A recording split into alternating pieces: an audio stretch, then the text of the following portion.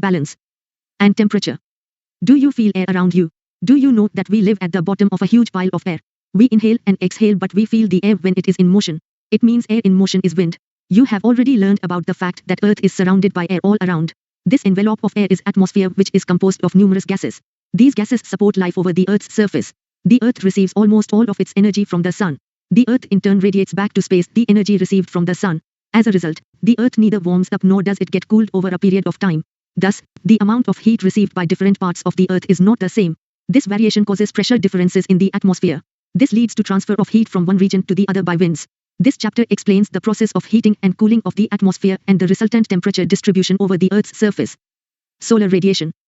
The Earth's surface receives most of its energy in short wavelengths. The energy received by the Earth is known as incoming solar radiation, which in short is termed as insolation. As the Earth is a geode resembling a sphere, the sun's rays fall obliquely at the top of the atmosphere and the Earth intercepts a very small portion of the sun's energy. On an average, the Earth receives 1.94 calories per sq.cm per minute at the top of its atmosphere. The solar output received at the top of the atmosphere varies slightly in a year due to the variations in the distance between the Earth and the Sun. During its revolution around the Sun, the Earth is farthest from the Sun, 152 million km, on 4th July. This position of the Earth is called aphelion. On 3rd January, the Earth is the nearest to the Sun, 147 million km. This position is called perihelion. Therefore, the annual insolation received by the Earth on 3rd January is slightly more than the amount received on 4th July. However, the effect of this variation in the solar output is masked by other factors like the distribution of land and sea and the atmospheric circulation. Hence, this variation in the solar output does not have great effect on daily weather changes on the surface of the Earth. Variability of insolation at the surface of the Earth. The amount and the intensity of insolation vary during a day, in a season and in a year. The factors that cause these variations in insolation are I. The rotation of Earth on its axis, 2. The angle of inclination of the sun's rays, 3. The length of the day, 4. The transparency of the atmosphere, V. The configuration of land in terms of its aspect. The last two, however, have less influence. The fact that the Earth's axis makes an angle of 66½ with the plane of its orbit round the sun has a greater influence on the amount of insolation received at different latitudes. The second factor that determines the amount of insolation received is the angle of Chapter 2022-23. 76 Fundamentals of Physical Geography. Inclination of the rays. This depends on the latitude of a place. The higher the latitude, the less is the angle they make with the surface of the Earth, resulting in slant sun rays. The area covered by vertical rays is always less than the slant rays. If more area is covered, the energy gets distributed and the net energy received per unit area decreases. Moreover, the slant rays are required to pass through greater depth of the atmosphere, resulting in more absorption, scattering and diffusion. The passage of solar radiation through the atmosphere. The atmosphere is largely transparent to short-wave solar radiation. The incoming solar radiation passes through the atmosphere before striking the Earth's surface. Within the troposphere, water vapor, ozone and other gases absorb much of the near-infrared radiation. Very small suspended particles in the troposphere scatter visible spectrum both to the space and towards the Earth's surface. This process adds color to the sky. The red color of the rising and the setting sun and the blue color of the sky are the result of scattering of light within the atmosphere. Spatial distribution of insolation at the Earth's surface. The insolation received at the surface varies from about 320 Watt m2 in the tropics to about 70 Watt m2 in the poles.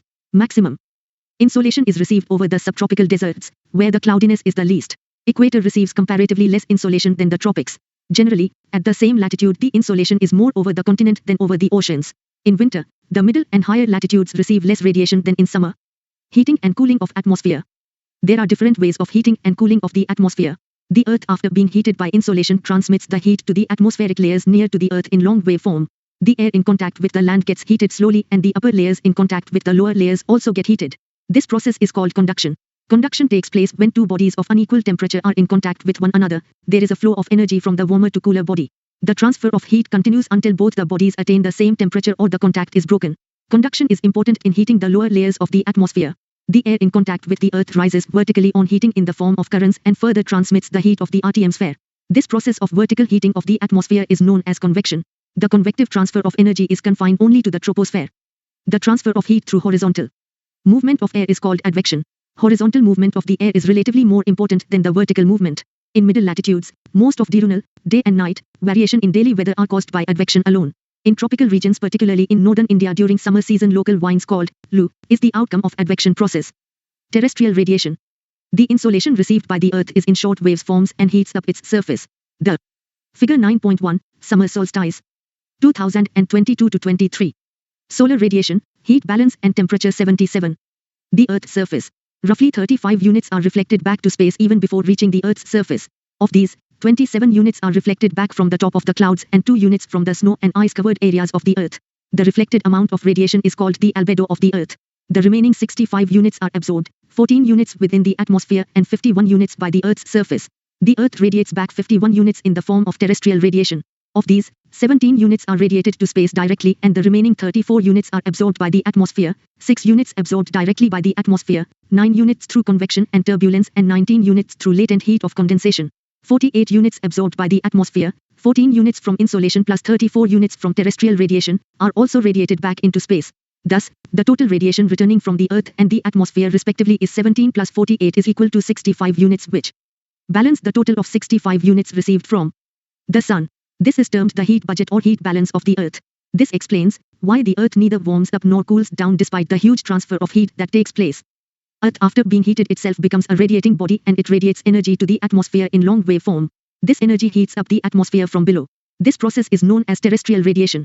The long wave radiation is absorbed by the atmospheric gases, particularly by carbon dioxide and the other greenhouse gases. Thus, the atmosphere is indirectly heated by the Earth's radiation. The atmosphere in turn radiates and transmits heat to the space. Finally, the amount of heat received from the Sun is returned to space, thereby maintaining constant temperature at the Earth's surface and in the atmosphere. Heat budget of the planet Earth. Figure 9.2 depicts the heat budget of the planet Earth. The Earth as a whole does not accumulate or lose heat. It maintains its temperature. This can happen only if the amount of heat received in the form of insolation equals the amount lost by the Earth through terrestrial radiation. Consider that the insolation received at the top of the atmosphere is 100%. While passing through the atmosphere, some amount of energy is reflected, scattered and absorbed. Only the remaining part reaches. Figure 9.2, Heat budget of the Earth. 2022-23. 78 Fundamentals of physical geography. Variation in the net heat budget at the Earth's surface. As explained earlier, there are variations in the amount of radiation received at the Earth's surface. Some part of the Earth has surplus radiation balance while the other part has deficit. Figure 9.3 depicts the latitudinal variation in the net radiation balance of the Earth, the atmosphere system. The figure shows that there is a surplus of net radiation balance between 40 degrees north and south and the regions near the poles have a deficit. The surplus heat energy from the tropics is redistributed polewards and as a result the tropics do not get progressively heated up due to the accumulation of excess heat or the high latitudes get permanently frozen due to excess deficit. Figure 9.3, Latitudinal variation in net radiation balance. The sea, the air mass circulation. 4. The presence of warm and cold ocean currents. V. Local aspects. The latitude, the temperature of a place depends on the insolation received. It has been explained earlier that the insolation varies according to the latitude, hence the temperature also varies accordingly. The altitude, the atmosphere is indirectly heated by terrestrial radiation from below. Therefore, the places near the sea level record higher temperature than the places situated at higher elevations. In other words, the temperature generally decreases with increasing height. The rate of decrease of temperature with height is termed as the normal lapse rate. It is 6.5 degrees Celsius per 1000 m. Distance from the sea. Another factor that influences the temperature is the location of a place with respect to the sea. Compared to land, the sea gets heated slowly and loses heat slowly. Land heats up and cools down quickly. Therefore, the variation in temperature over the sea is less compared to land. The places situated near the sea come under the moderating influence of the sea and land breezes which moderate the temperature. Air mass and ocean currents, like the land and sea breezes, the passage of air masses also affects the temperature. The places which come under the influence of warm air masses experience higher temperature and the places that come under the influence of cold air masses experience low temperature. Similarly, the places located on the coast where the warm ocean currents flow record higher temperature than the places located on the coast where the cold currents flow. Distribution of temperature. The global distribution of temperature can well be understood by studying the temperature distribution in January and July. The temperature distribution is generally temperature. The interaction of insolation with the atmosphere and the Earth's surface creates heat which is measured in terms of temperature.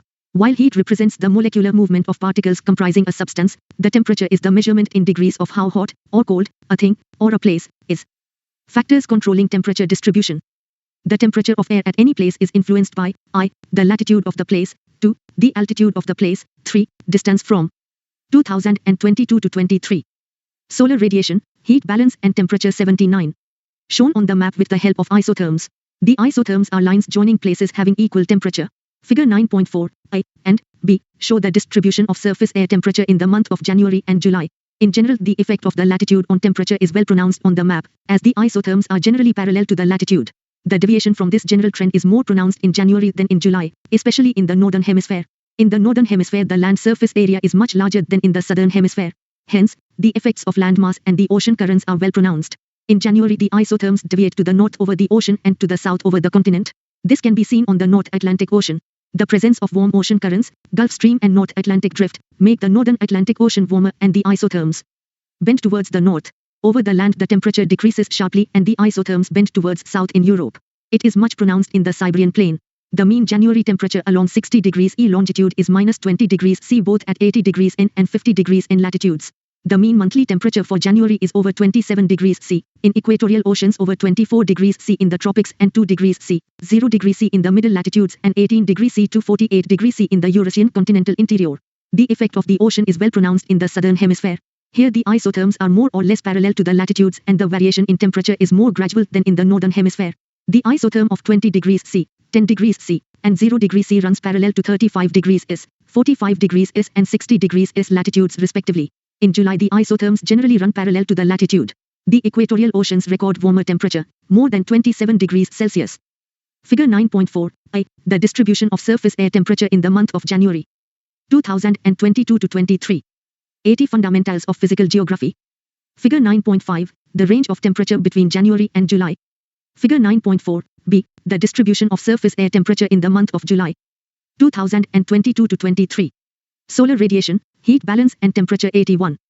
Over the land more than 30 degrees Celsius is noticed in the subtropical continental region of Asia, along the 30 degrees N latitude. Along the 40 degrees N runs the isotherm of 10 degrees C and along the 40 degrees S the temperature is 10 degrees C. Figure 9.5 shows the range of temperature between January and July. The highest range of temperature is more than 60 degrees C over the northeastern part of Eurasian continent. This is due to continentality. The least range of temperature, 3 degrees Celsius, is found between 20 degrees S and 15 degrees N. Inversion of temperature. Normally, temperature decreases with increase in elevation. It is called normal lapse rate. At times, the situation is reversed and the normal lapse rate is inverted. It is called inversion of temperature. Inversion is usually of short duration but quite common nonetheless. A long winter night with clear skies and still air is ideal situation for inversion. The heat of the day is radiated off during the night, and by early morning hours, the earth is cooler than the air above. Over polar areas, temperature inversion is normal throughout the year. Surface inversion promotes stability in the lower layers of the atmosphere. Smoke and dust particles get collected beneath the inversion layer and spread horizontally to fill the lower strata of the atmosphere. Dense fogs in mornings are common occurrences especially during winter season. This inversion commonly lasts for few hours until the sun comes up and begins to warm the earth. The inversion takes place in hills and mountains due to air drainage. Cold air at the hills and mountains, produced during night, flows under the influence of gravity. Being heavy and dense, the cold air acts almost like water and moves down the slope to pile up deeply in pockets and valley bottoms with warm air above. This is called air drainage. It protects plants from frost damages. Planck's law states that hotter a body, the more energy it will radiate and shorter the wavelength of that radiation. Specific heat is the energy needed to raise the temperature of 1 gram of substance by 1 Celsius. Exercises. 1 multiple choice questions. The sun is directly overhead at noon on 21st June at A. The equator, C. 23.5 degrees N. B. 23.5 degrees S. D. 66.5 degrees N. 2. In which one of the following cities are the days the longest? A. Thiruvananthapuram. C. Hyderabad. B. Chandigarh. D. Nagpur. 3. The atmosphere is mainly heated by the A. Short-wave solar radiation. C. Long-wave terrestrial radiation. B. Reflected solar radiation. D. Scattered solar radiation. 2022-23. 82 Fundamentals of Physical Geography. 4. Make correct pairs from the following 2 columns. I. Insolation. A. The difference between the mean temperature of the warmest and the coldest months. 2. Albedo. B. The lines joining the places of equal temperature. 3. Isotherm. C. The incoming solar radiation. 4. Annual range. D. The percentage of visible light reflected by an object. The main reason that the Earth experiences highest temperatures in the subtropics in the northern hemisphere rather than at the equator is A. Subtropical areas tend to have less cloud cover than equatorial areas. B. Subtropical areas have longer day hours in the summer than the equatorial. C. Subtropical areas have an enhanced greenhouse effect compared to equatorial areas. D. Subtropical areas are nearer to the oceanic areas than the equatorial locations. To answer the following questions in about 30 words. How does the unequal distribution of heat over the planet Earth in space and time cause variations in weather and climate? 2. What are the factors that control temperature distribution on the surface of the Earth? 3. In India, why is the day temperature maximum in May and why not after the summer solstice? 4. Why is the annual range of temperature high in the Siberian plains? 3. Answer the following questions in about 150 words. How do the latitude and the tilt in the axis of rotation of the Earth affect the amount of radiation received at the Earth's surface? 2. Discuss the processes through which the Earth atmosphere system maintains heat balance. 3. Compare the global distribution of temperature in January over the northern and the southern hemisphere of the Earth. Project work.